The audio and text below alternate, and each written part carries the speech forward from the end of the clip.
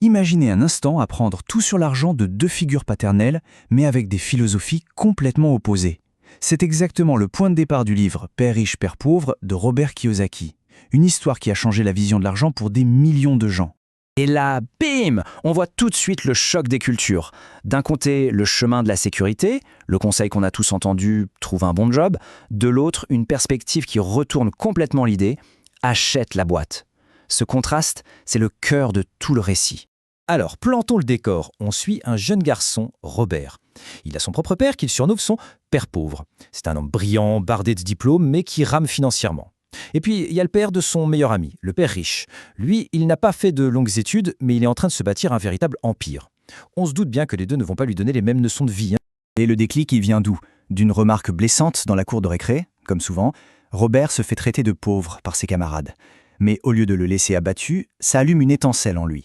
Il rentre à la maison et il pose la question qui va tout changer. Papa, comment on devient riche? Et là, la réponse de son père est franchement désarmante d'honnêteté. Lui, le grand intellectuel, avoue qu'il n'en sait rien. « Je ne sais pas comment on fait de l'argent », lui dit-il. Mais il a une idée lumineuse. Va donc demander au père de Mike. Et c'est à ce moment précis que la véritable aventure commence. Ok, on y est. Le début du mentorat avec le père riche. Et attention, sa première leçon est tout sauf ce à quoi on pourrait s'attendre. Oubliez le cours théorique. Non, il lui fait une proposition pour le moins surprenante. Le deal est simple. Je vais t'apprendre les ficelles, mais en échange, tu bosses pour moi. Le job en question, dépoussiérer des boîtes de conserve dans une de ces supérettes. 3 heures tous les samedis. Pour le salaire mirobolant 2, tenez-vous bien, 10 centimes de l'heure. Ouais, on voit tout de suite que le but c'était pas de leur rendre riche avec sa paye. Faut se mettre à la place du gamin de 9 ans. Fini les parties de baseball du samedi matin. À la place, un boulot ennuyeux et répétitif pour une poignée de centimes. De quoi à peine s'acheter quelques BD. Alors, au bout de 4 semaines, forcément, la moutarde lui monte au nez. Il se sent exploité, il n'a rien appris et il en a plus qu'assez. Du coup, il prend son courage à deux mains, il fonce voir le père riche et il explose. À 9 ans, il le traite d'escroc, l'accuse de profiter de lui et il balance le mot fatidique « Je démissionne ». Et c'est là que le génie du père riche se révèle. Au lieu de s'énerver, il sourit. Pourquoi? Parce que cette colère, cette frustration, c'était exactement ce qu'il attendait. C'était la première étape. Le jeune Robert était enfin prêt à écouter, à vraiment apprendre. Sa philosophie tient en une phrase. La vie est le meilleur des profs. En gros, la vie ne fait pas de longs discours. Elle nous pousse, elle nous bouscule.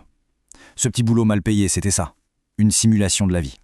Une petite bousculade pour lui donner faim, pour qu'il ait vraiment envie de comprendre. Le père riche lui explique alors le moteur qui piège la plupart des gens. C'est un duo d'émotions. La première, c'est la peur. La peur de manquer d'argent. La peur de ne pas pouvoir payer les factures.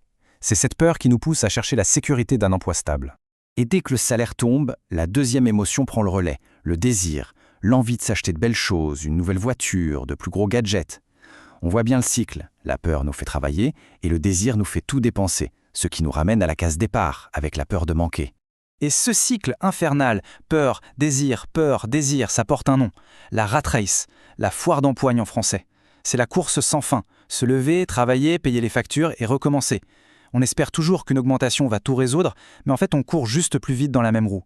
Le job à 10 centimes, c'était exactement ça, une démonstration en direct. Alors, la leçon suivante? Accrochez-vous bien, c'est totalement contre-intuitif. Le père riche leur dit « Ok, maintenant vous revenez travailler, mais pour zéro, gratuitement. » L'idée est radicale mais brillante. En enlevant le salaire, on casse le moteur peur-désir. Le cerveau n'est plus obsédé par la récompense immédiate. Il est obligé de s'ouvrir, de regarder autour de lui et de chercher de vraies opportunités. Et ça fonctionne, presque instantanément. Libérés de l'attente du salaire, leurs yeux s'ouvrent. Ils ne sont plus de simples employés qui comptent les heures, non. Ils deviennent des observateurs. Et c'est en observant qu'ils vont tomber sur une idée géniale, une opportunité qui était là, juste sous leur nez. Leur plan est d'une simplicité désarmante. D'abord, ils observent. Le gérant du magasin jette des piles des BD en vendu. Ensuite, ils demandent « Est-ce qu'on peut les récupérer ?» La réponse c'est oui, c'est gratuit. Puis, ils créent. Ils ouvrent une bibliothèque de BD dans une cave. L'entrée, 10 centimes pour lire autant qu'on veut. Ils poussent même la logique jusqu'à embaucher la sœur de Mike pour s'en occuper. Et c'est ça le coup de génie. Ils ont créé un système qui leur rapporte de l'argent sans qu'ils aient besoin d'être là. Le résultat financier, près de 9,50 $ par semaine. Il faut comparer ça aux 30 centimes qu'ils gagnaient pour 3 heures de travail. Ils gagnaient plus de 30 fois plus et sans même sacrifier leur samedi. La leçon était non seulement comprise, mais brillamment appliquée.